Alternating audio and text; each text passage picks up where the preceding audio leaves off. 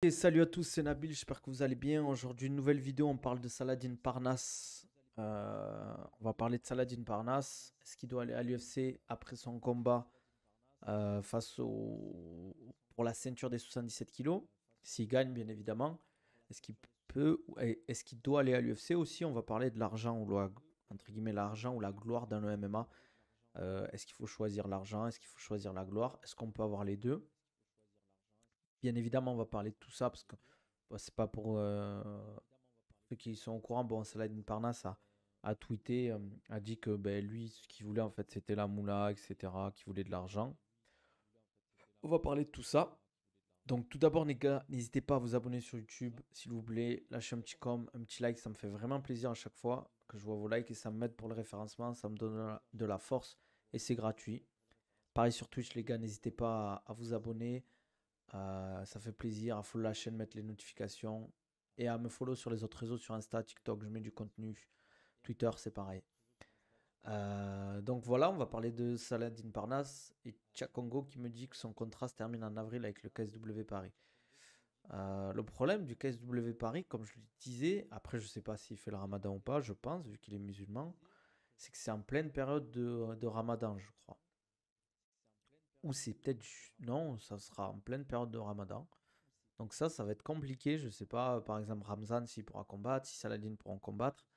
Parce que il y a la préparation, il y a le combat lui-même, il y a le cutting. Et quand tu es en période de Ramadan, c'est super dur. Alors je sais pas comment ils font. C'est ça la problématique. Il faudrait que je demande à Wissem Arkmouche qu'il avait combattu, je crois, pendant le Ramadan ou juste après, je sais plus.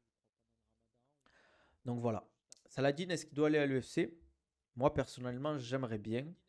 Mais lui, pour le moment, il a pas laissé, entre guillemets, entrevoir où il en parle jamais. Il dit pas, moi, je veux aller à l'UFC, je veux vraiment y aller et tout. Il me dit, si on me propose un contrat, par exemple, face à Volkanovski, un beau chèque, j'y vais. Mais bon, on sait bien que l'UFC va pas ramener un mec du KSW, aussi fort soit-il, pour combattre Volkanovski, quoi. Ouais, je pense que ça le saoule aussi qu'on en parle. Et c'est légitime. Moi, sa sortie, quand il dit, ouais, je veux la moula, etc., je veux marquer l'histoire, comme Ali ou Tyson. Je pense pas en restant en KSW, il marquera l'histoire comme Ali ou Tyson. Même à l'UFC, c'est compliqué. Un mec comme Ngannou, est-ce que actuellement il marque autant que Ali? Il en est loin. Tyson, c'est pareil. Donc c'est compliqué. Après, il est jeune, hein. Il a même pas, il a quoi, 25, 26. Il est très jeune encore pour aller à l'UFC. Il peut y aller dans un an, 2 ans encore. Il n'y a pas de souci. Et le choix qui dit, ouais, je veux faire de la moula et tout, je le comprends totalement. Surtout qu'en plus, il se cache pas, quoi. C'est pas, il défend sa catégorie et il est tranquille. Non, il se prend des challenges. Il veut la ceinture à 70. Il veut la ceinture en 77. C'est pas comme s'il s'endormait sur ses lauriers. On peut pas lui en vouloir de dire ça. Après, moi, c'est toujours pareil.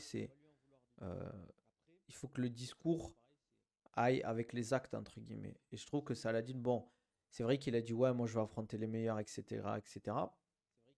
Mais bon, au KSW, faut, à ce niveau où il est, quand il était champion, tu prends pas des plombiers quand tu fais la ceinture. Donc, honnêtement, même les combattants qu'il a affrontés, franchement, c'était loin d'être des plombiers. C'est des mecs très expérimentés, très forts. En plus, le KSW, ils te font pas de cadeaux là-bas, quoi. On aimerait tous qu'il y aille, mais il ira là où il y a le plus d'argent. Après, là où il y a le plus d'argent, à haut niveau, top 10, top 5, c'est à l'UFC. Des mecs qui sont dans le top 10, ils prennent des 150 000 euros. Facile, hein, si c'est des beaux combats, hein. Je pense que Benoît Saint-Denis, actuellement, il prend des très beaux chèques. Tu as l'exposition. Je vais regarder un truc. Benoît Saint-Denis, qui est dans une des catégories les plus relevées de l'UFC, actuellement, sur Instagram, il a 483 000 followers. Saladin Parnasse, qui est double champion du KSW, qui va faire une triple ceinture au KSW, il a 315 000 followers. Donc après, bon, c'est sûr que les finishes qu'il a fait récemment, ça joue, mais bon, Benoît Saint-Denis, il est à l'UFC il y a pas si longtemps que ça non plus, quoi. Tandis que Saladin Parnasse, ça fait un moment quand même qu'il est au KSW. Donc voilà, quoi. Mais oui, c'est à l'UFC où il y a le plus d'argent, je comprends pas cet argument. Mais parce que quand même, l'UFC, welcome salam Wassim, ça va ou quoi? Excuse-moi, j'ai oublié de te répondre. En fait, à l'UFC, le problème, c'est que c'est quand même dur et t'as pas trop le droit à l'erreur, quoi. Il t'envoie premier combat, surtout, tu sais que tu vas pas gagner énormément, même si Saladin, là, il a la triple ceinture. Pas sûr que son premier combat, il lui fasse gagner 100 000 $. Hein. Je parle s'il gagne. Je pense qu'ils vont lui faire peut-être un 40-40 ou un 30-30. Donc, Cédric Doumbé, il lui avait pas proposé une grosse somme. Donc, pourtant, Cédric Doumbé, bon, après, c'était pas encore la giga star que c'est actuellement. Mais voilà, quoi. Donc, à voir. À voir, à voir. Je sais pas ce que ça peut donner. Après, c'est sûr qu'à l'UFC, sur le long terme, c'est là où tu gagnes le plus d'argent, surtout si tu estimes avoir le niveau pour être dans le top 10, top 5. Et alors, si tu es champion ou challenger, tu te tapes des millions à chaque combat, quoi. Donc, c'est toujours l'argument. Après, je pense que je dis pas qu'il veut la facilité, parce que c'est jamais la facilité d'aller affronter des mecs dans un comment ça s'appelle pour une ceinture, tout ça, tout ça. Mais c'est pas non plus. Pour moi, c'est pas le challenge ultime. Pour moi, je peux pas le mettre meilleur combattant français, même s'il a la triple ceinture. Je le mettrais dans le top 3, c'est sûr, mais je le mettrais pas top 1. Parce que ça, c'est pas le niveau UFC, hein, c'est clair et net le KSW, même si c'est un très gros niveau. Seulement, peut-être qu'il préfère la sécurité du KSW. Peut-être que mais je pense que parce que le KSW le met super bien. Ils le mettent super bien au KSW. Il paye bien, c'est une superstar. En Pologne, il est adulé et tout. Voilà quoi, il est bien là-bas quoi. Mais ça veut pas dire que non plus on lui envoie des plombiers quoi. Il est au charbon quoi. Là, il prend un mec en 77 kilos. Ça va être un combat difficile. Je pense qu'il peut le gagner. Et s'il gagne, moi je kifferais que après le KSW Paris, s'il fait le KSW Paris, il aille à l'UFC parce que il aura fini le game au KSW. Il aura archi fini le game. Après le KSW, est-ce qu'ils vont vouloir laisser partir son dernier combat? Est-ce qu'ils vont pas lui proposer un contrat qu'il peut pas refuser? C'est ça le truc. T'imagines, t'as un mec qui est triple champion de ton, comment ça s'appelle? C'est la première fois. Même je crois que c'est la première fois toutes les organisations confondues, personne n'a eu trois ceintures en MMA. Donc, dans les organisations majeures. Donc, à voir s'ils vont pas lui proposer un contrat où chaque combat il prend 300 000, tu vois. 300 000, c'est dur de refuser, voire 400 000 par combat, je parle. Hein. C'est très très dur de refuser. Après, est-ce que le KSW a les moyens de faire ça? Je sais pas. Mais voilà quoi. Ouais, moi aussi, je vois bien Saladin au PFL pour un nouveau challenge, arriver dans le tournoi des 66 kilos, prendre le million. En plus, celui qui aime l'argent, il se dit, bon, ben, c'est un million que tu peux avoir. Donc, je pense que ça peut être, surtout que Cédric Doumbé y est, il peut lui faire une passe D, quoi. S'il va pas à l'UFC, c'est le plus gros gâchis du monde. Ouais, je vois ce que tu veux dire, Congo. Après, faut pas être trop dur avec Saladin, faut pas oublier que c'est lui qui prend les coups, qui va au charbon, qui s'entraîne dur et tout.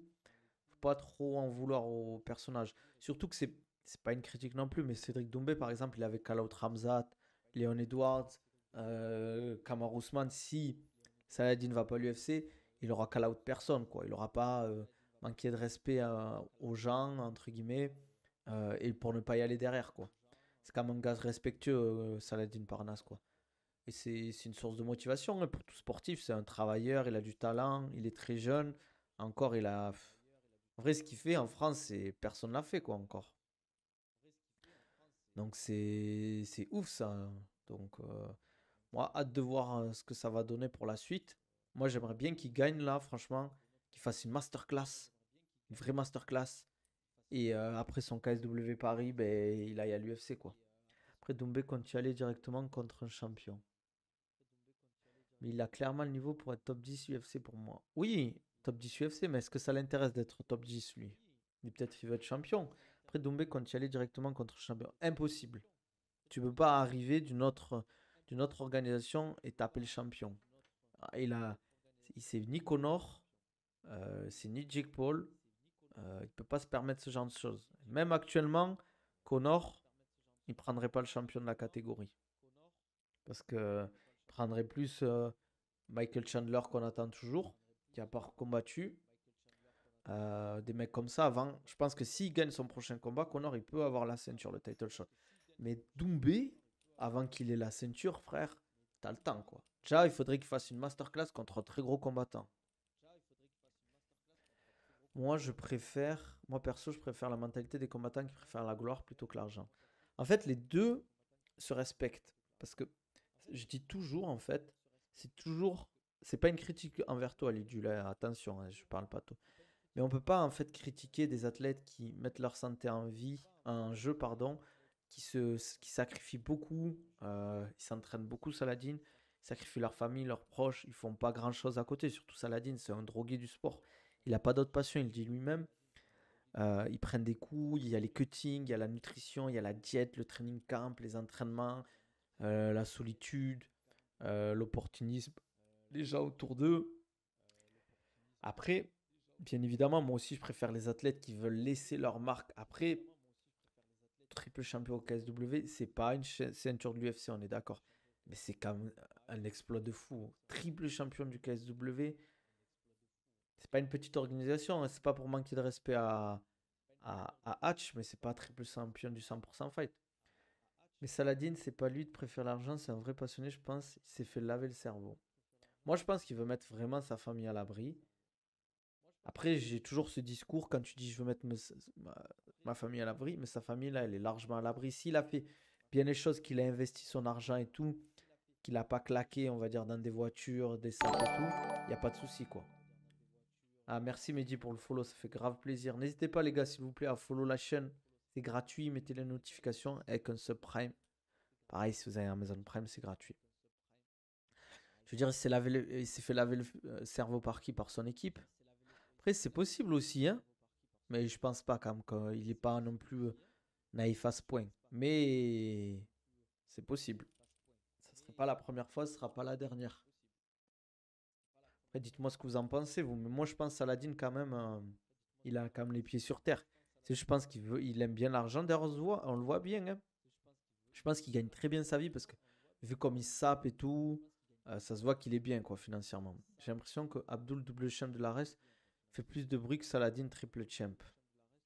Après, c'est l'avantage de combattre en France, ça c'est sûr, de comment il a combattu. Le problème, c'est que quand tu combats en Pologne, ben, tu as des comptes comme la Hagra qui font des vidéos sur toi et qui disent que tu combats des plombiers polonais, en fait, tu vois. C'est sûr que les deux mentalités sont respectables. Après, moi aussi, je préfère largement des mecs qui vont au charbon, qui veulent laisser une marque dans le MMA, qui veulent laisser leur legacy, comme des Kamaru Usman, des Georges Saint-Pierre, des John Jones, des Khabib, des mecs comme ça, quoi, en fait. Moi, Après, là, je parle de l'élite, bien évidemment, ou Volkanovski. Pour moi, Volkanovski, c'est une légende du MMA, ou Dimitris Johnson. C'est Volkanovski, ok, il a perdu contre Makhachev, mais en catégorie 66, même contre Tuporia. Moi, je vois Lars Volkanovski, à part. Bon, on en parlera plus tard de ce combat, mais pour Volkanovski, le seul truc qui me fait peur, c'est qu'il combatte sitôt après un KO, en fait. Ramzan a quitté la hatch, c'est peut-être pour ça. Moi, des infos que j'ai eues, après, je sais pas si c'est vrai à prendre avec des pincettes, c'est un problème d'argent.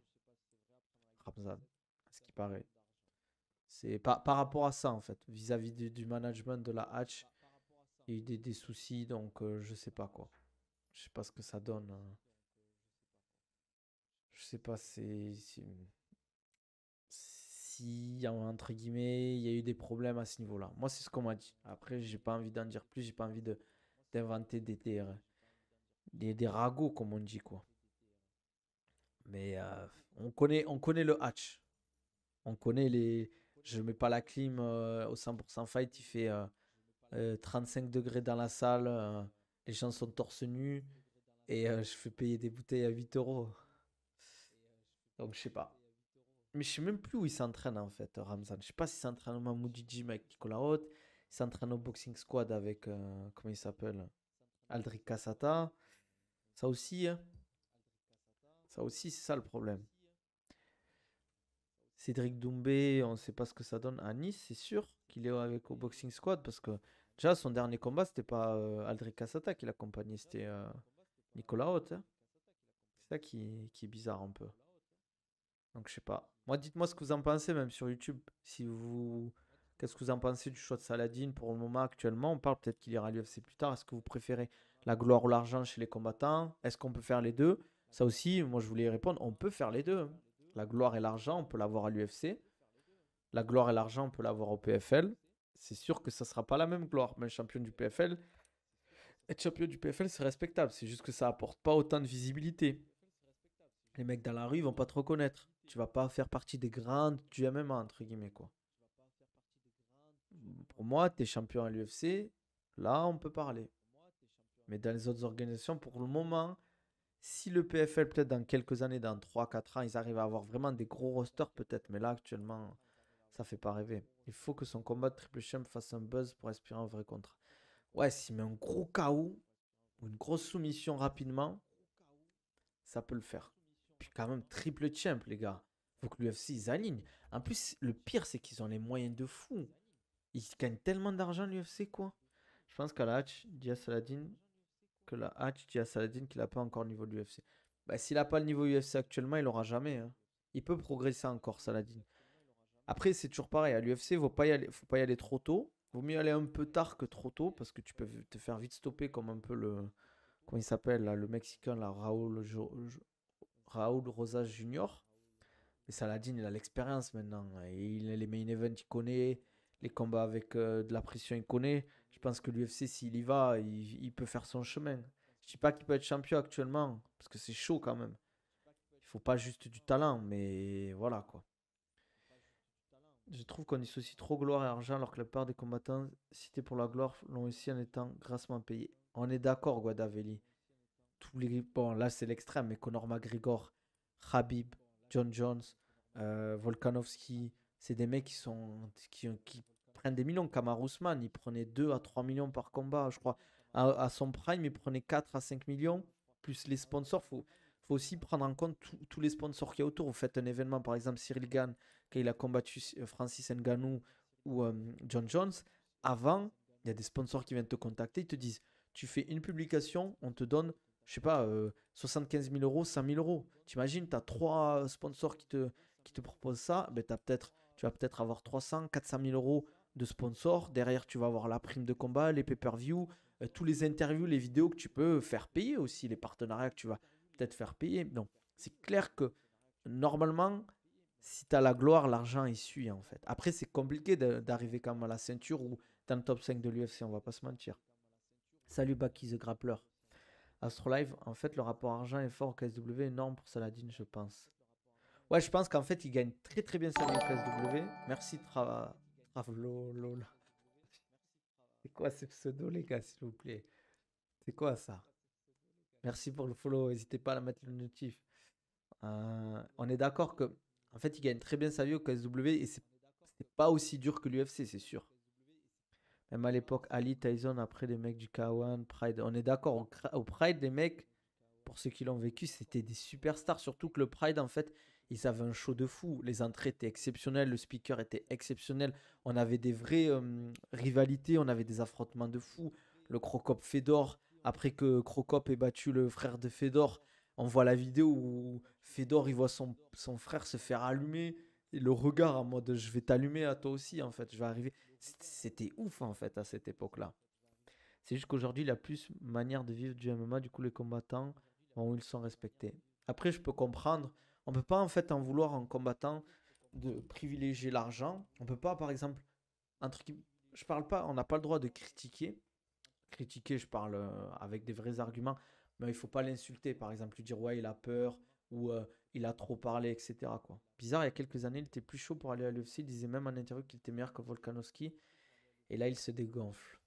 Après, je pense que peut-être qu'il est persuadé d'être. En vrai, les combattants, les gars, les combattants, je parle à top niveau, ils sont vraiment en fait matrixés et dans leur tête, ils peuvent battre tout le monde. Et en fait, c'est en ayant cette mentale que tu peux battre tout le monde. Parce qu'en fait, si tu te mets bon, je vais pas faire les spécialistes, les biais cognitifs, tout ça, mais des barrières mentales, en fait, tu te dis, ok, ce mec, il est pas à mon niveau. Enfin, j'ai pas son niveau où je suis encore trop loin, mais c'est sûr que tu le battras jamais.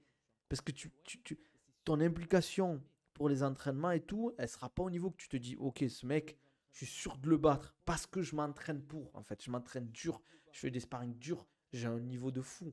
Mais si tu te mets des barrières limitantes en disant, bah, j'ai pas son niveau, hein. Je suis double champion de KSW, mais Volkanovski, c'est trop impossible.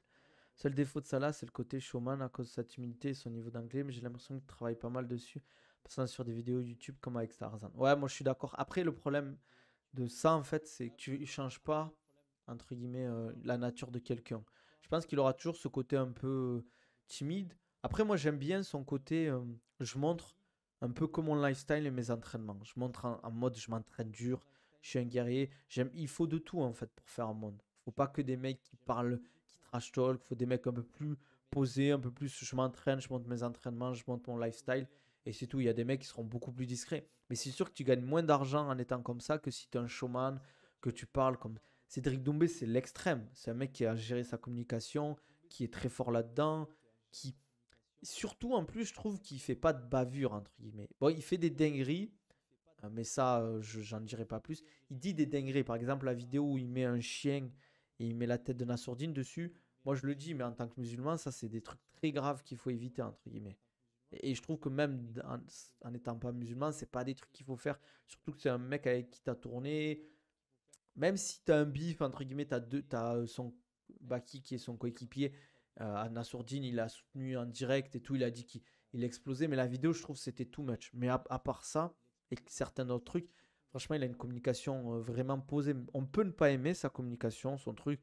Pourtant, moi, tu vois, les gars, je suis Team Baki. On peut ne pas aimer ce qu'il fait, etc. Mais on peut pas nier qu'en termes de communication, c'est le meilleur actuellement. Je parle en France. Gros, pour moi, le problème, c'est l'UFC qui ne respecte pas après ses combattants, qui ne respecte pas assez les combattants. C'est Dana qui les pousse à aller ailleurs. Moi, je suis d'accord avec toi, Godavelli. En fait, je sais pas si vous avez passé, j'aurais dû récupérer peut-être le tweet avant le. Je vais essayer de voir si je peux le retrouver. Mais en gros, c'était un tweet qui expliquait la différence de, comment on dit, de répartition de l'argent que gagnaient les organisations et ce qu'elles envoyaient aux athlètes, en fait. Et je crois que l'UFC, c'est tellement rien par rapport aux autres organisations, par exemple en boxe. Il faudrait que je retrouve. Purée, je pense que je vais le retrouver, les gars. Attendez, hein.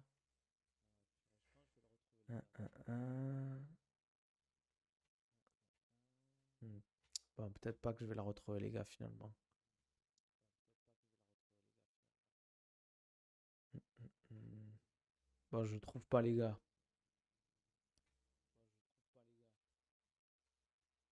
Bon, tant pis, c'est pas grave. Mais c'était ça, entre guillemets. Box 20, 15% pour l'UFC, ouais, c'était dans ces eaux-là, quoi. Ah, peut-être le procès, ouais, peut changer les choses. J'espère, en tout cas. En fait, les gars, c'est toujours pareil. Regardez, je vous donne. Bon, c'est différent, mais quand Free est arrivé, qu'ils ont cassé les prix et que les gens, ils étaient bien, ben, Bouygues Télécom, SFR Orange, ils ont dû un peu se. Pas s'adapter. Enfin, si, ils se sont adaptés. Ils ont baissé leur prix, clairement. 15% pour l'UFC, c'est rien. Box 80-20. NBA 52%. 50... Et en NBA, les gars, les mecs, ils sont archi bien payés. C'est les droits télé, tout ça, c'est une dinguerie en vrai. Pour moi, le pay-per-view, déjà, le pay-per-view, en fait, leur système de pay-per-view, il est mal foutu. Parce qu'en fait, tu as un pourcentage en fonction de ton contrat, tu as un pourcentage, bien évidemment, en fonction de qui tu es, etc. Si tu négocies, on est d'accord. Mais le pourcentage, il est tellement ridicule, en fait. Et des fois, t'as des soirs, ils font des pay-per-view, je sais plus combien ils vendent de pay-per-view. Ils font des pay-per-view à 600 000. T'imagines, tu fais 600 000 pay-per-view, je crois que c'est 90 $, un truc comme ça. C'est énorme. Quand tu vois que Pantora était livreur Uber Eats avant d'être champion, c'est inacceptable. Non, mais on se rend pas compte. Le mec, il prépare sa ceinture. Ok, c'est une catégorie qui est peu regardée, je pense qu'il y a peu de monde qui savent qu'il est champion actuellement. Mais t'imagines, tu vas faire une ceinture UFC, tu es obligé de travailler à côté, c'est pas normal. NFL, NBA, il y a du changement avant, c'était pas comme ça. Mais c'est clair, en fait, le problème, c'est que pour moi, c'est pour ça que je respecte Ngannou, c'est que tant qu'il n'y aura pas en fait des gens qui bougent et qui font vraiment les choses, qui prennent des risques, Ngannou, il a pris un risque de fou de quitter l'UFC. Hein. Ça aurait pu ne pas marcher avec le PFL et pas tomber dans les oubliettes, mais il aurait toujours pu rebondir. Mais ce qu'il a fait, c'est exceptionnel. Et surtout, en fait, ça a été ce qu'il a fait, Francis, et c'est pour ça que je kiffe cette personne, c'est parce que ça se voit, c'est une bonne personne, c'est qu'il a été altruiste, en fait. Il voulait que tout le monde s'en sorte, pas, pas que lui. Il voulait pas qu'il y ait que lui qui prenne un gros chèque, en fait. Pour moi, premier combat à l'UFC, tu devrais prendre au moins 30-30. Minimum. 30-30, je trouve, c'est bien. 30 si tu fais le combat, plus 30, ça veut dire 60 si tu gagnes ton combat. Surtout en plus, ils devraient mieux te payer après le fond quand tu es vraiment dans l'UFC. Et par exemple, tu prends un short notice pour entrer à l'UFC, je parle pour entrer à l'UFC, ils ont besoin de quelqu'un parce qu'il y a une annulation, une blessure ou quoi que ce soit. Ils te proposent un 12+12. Mec, tu rends service à l'UFC. Ok, eux, ils te rendent service, ils font rentrer dans le. Mais il faut que ce soit donnant-donnant quand même. 12+12, les gars, t'as le cutting, t'as la préparation pour le combat, t'as le combat. Il faut pas oublier que beaucoup de combattants sont américains ou payent des impôts. Ça veut dire que tu as peut-être voire 40% de la truc qui saute. Tu dois payer ton management. Ça veut dire que tu payes 20%, entre 10 et 20%. Tu payes tes coachs. Tu vas payer peut-être. Tu vas investir sur tes sparring partners. Tu vas payer des sparring partners pour qu'ils viennent s'entraîner. Tu vas investir sur des petits trucs à la con. Par exemple, ben, ok, l'UFC te paye ton billet et paye le billet pour le coach, mais tu vas dire, ouais, j'ai besoin d'un deuxième coach pour venir à Las Vegas avec moi. Eh ben vas-y, je te paye le billet, ça va être peut-être 900, 1000 euros. Et les combattants, ils combattent 3-4 fois par an. Les gars, ils combattent pas euh, comme les footeux qui ont un salaire tous les mois ou comme les mecs de la NBA qui font un match 2 fois, 3 fois par semaine, les gars. Vous imaginez, tu fais un combat. Imaginez si le corps pouvait encaisser tout ça, entre les sponsors, tout ça, tu gagnerais beaucoup plus. Pay-per-view, John Jones vs Stipe était monstrueux. Le combat annulé, l'UFC a tout récupéré. Le combat de remplacement n'a rien touché. Ça, c'est une dinguerie. Je savais pas, Manafa, mais c'est une dinguerie en vrai. C'est une dinguerie. L'entraîneur, je pense, il prend dans la logique. Pour moi, ça dépend en fait. Parce que, par exemple, je crois que Kamaru Usman, son entraîneur prend 2 ou 3%. Pareil pour Hamzat. En fait, plus tu gagnes, plus il faut doser. T'imagines, le mec, il prend 10%, 15% de la prime, alors que tu fais 2 ou 3 millions. C'est beaucoup quand même, je trouve. Je dis pas que Attends, pub. Eh, hey, Manafa, faut lâcher le sub, frère. Petit subprime, là. Petit subprime, les gars. Mais ce que je veux dire, c'est que. Putain, c'est intéressant ce débat, les gars. Je kiffe parler de ça. Ce que je veux dire, c'est que. Ah là là, j'ai perdu le mot, les gars. Le manager. En fait, le management prend trop, les gars. Je vais vous dire un truc que Baïsan m'a dit par rapport à Hamza Chimaev. C'est un truc de fou, ouais. Hamza Chimaev, pour le combat contre Kamaru Usman, il devait prendre le million. C'est ce qu'avait négocié son manager. Ça reste entre nous. Enfin, ça reste entre nous. Ouais, voilà quoi. Vous allez pas dire Hamza, je sais pas quoi, je sais pas quoi. Mais il a renégocié lui-même avec l'UFC. Il a dit, moi, je veux 3 millions pour le combat parce qu'il y a changement d'adversaire. Kamaru Usman et tout, j'accepte, il n'y a pas de souci. Et bien, ils lui ont filé 3 millions. Et bien, quand même, le manager, il a pris 20% des 3 millions. Vous imaginez? 20% sur 3 millions. En plus, le management, les gars, c'est pas le manager en mode qui gère les sponsors, qui vient chercher les marques. Lui, c'est juste le manager qui vient chercher les fights, qui négocie les salaires pour les fights. C'est une dinguerie en vrai. C'est une dinguerie. C'est trop, frère. Même Aljamain Sterling a changé le management à cause de ça. Parce qu'il trouvait qu'en fait, il leur prenait trop d'argent pour le travail effectué. Il y a du travail, mais de là à prendre 20% sur une prime qui se pèse un million, voire plusieurs millions. Ah, t'imagines le mec qui prend 250 000 euros ou 250 000 dollars tous les 3-4 fois par an juste parce qu'il t'a trouvé. Il accepte. Parce qu'en fait, c'est l'UFC, ils envoient un contrat. Ok, t'acceptes, t'acceptes pas, tu négocies, nanana. Ok, t'as des forces de négociation. Par exemple, Ali Abdelaziz, avec son entreprise Dominance MMA, il peut se permettre de prendre beaucoup d'argent parce qu'en fait, il gère bien son management. Regardez les combattants, regardez. euh, il a un roster de fou. Donc, il peut, en fait, ses combattants doivent être très bien payés. C'est surtout qu'il sauve ses combattants. Fares Ziam qui devait se faire sauter de l'UFC. Tout le monde pensait qu'il allait sortir après ça. Défaite, je sais plus, c'était pas Terence McKinney, mais je crois un autre où il avait fait un combat pourri, je crois, et tout le monde pensait qu'il. Eh ben non, en fait, l'UFC l'a remis, et je pense que c'est grâce à Ali Abdelaziz. Le milieu du MMA n'est pas pro, c'est encore trop mafieux. En fait, il y a beaucoup d'opportunistes. Il y a énormément d'opportunistes, de mecs qui connaissent rien ou qui connaissent de loin et qui veulent prendre leur billet parce qu'ils savent qu'il y a de l'argent à gagner. Beaucoup d'argent à gagner. Avec Ali, tu peux enchaîner 4 défaites, tu restes à l'UFC. Exactement. Parce qu'en fait, il a un roster de fou. Il a des mecs comme Kamaru Usman, Justin Gaethje, Islam Makhachev. Il a toute la team Khabib. Il a des mecs comme Faresiam et d'autres. Il a plein de combattants, quoi.